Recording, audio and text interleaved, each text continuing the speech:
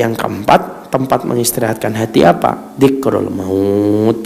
Mengingat kematian merupakan tempat kita mengistirahatkan hati.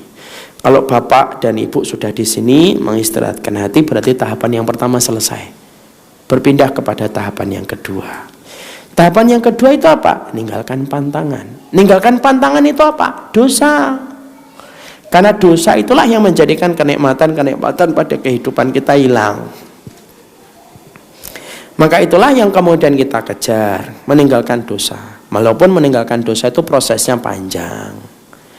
Tapi yang jelas setiap dosa tidak pernah memberikan kenikmatan kecuali mengambil kenikmatan yang halal. Orang zina pasti menjadikan pelakunya tidak bisa menikmati bercampur dengan pasangan halalnya. Itu demi Allah, kata para ulama. Allah itu kalau sudah memberikan kenikmatan sama manusia karena melampaui batas, akhirnya kenikmatan itu dipilihkan oleh Allah pada yang haram, Allah cabut kenikmatan yang halal. Makanya kenikmatan ibadah hilang karena dosa, itu pantangan. Kenapa saya tidak bisa khusyuk? Mungkin matamu ngelihat yang haram kali. Kenapa saya tidak bisa mendengarkan Al-Quran dengan baik? Tidak bisa khusyuk karena banyak dengar musik kali. Karena itu sesuatu yang kemudian harus betul-betul kita tinggalkan. Semua pantangan dosa harus ditinggalkan. Memang betul Ustaz, semua dosa itu menghilangkan kenikmatan dalam penghambaan diri kepada Allah. Iya. Mana dalilnya? Dengerin dialognya Imam Syafi'i dengan anak muda yang baru nikah. Beberapa saat. Anak muda itu baru nikah beberapa saat. Kemudian sudah merasa istrinya tidak lagi menarik. Dia datang ke Imam Syafi'i. Saya nikah itu baru, tapi istri saya sekarang kok nggak terlihat cantik. Padahal ketika saya mau nikah itu cantiknya luar biasa. Imam Syafi'i berkata, nah ini pelajarannya di sini. Sebenarnya istrimu tidak berubah. Tapi ketika kamu sering melihat sesuatu yang diharamkan oleh Allah, kamu nikmatin itu, kamu masukkan ke bayang-bayang kamu terus nikmatin yang haram itu, Allah hukum. Allah cabut kenikmatan yang halal. Allah timpakan pada kenikmatan yang haram. Tapi ketika kamu meninggalkan itu karena Allah ambil kenikmatan yang haram itu, Allah berikan lagi pada kenikmatan yang halal. Itu dalilnya.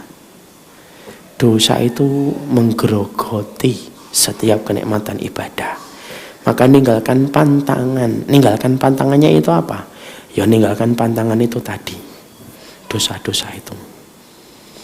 Dosa itu menghilangkan kenikmatan ibadah. Itu yang kedua.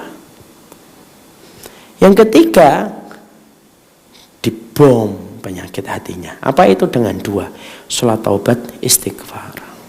Makanya banyak-banyak salat taubat. Ingat, ya Allah pernah ninggalkan salat asar, salat taubat.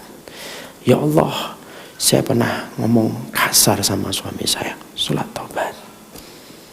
Kenapa? Taubat dan istighfar itu ngebom penyakitnya langsung. Istighfar setiap waktunya. Salat taubat itu kapan saja Ustaz? Kapan saja. Boleh siang, boleh malam, 2 rakaat.